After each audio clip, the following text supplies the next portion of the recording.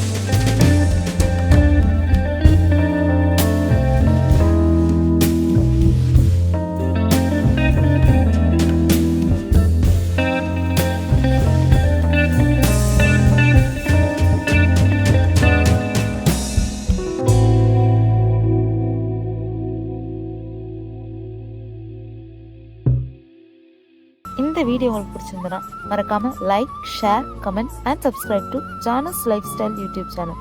பக்கத்தில் இருக்க bell ஐக்கானும் press பண்ணிக்கோங்க. அப்போ தான் நான் போடுற வீடியோட போஸ்ட் நோட்டிஃபிகேஷன் உங்களுக்கு வரும்.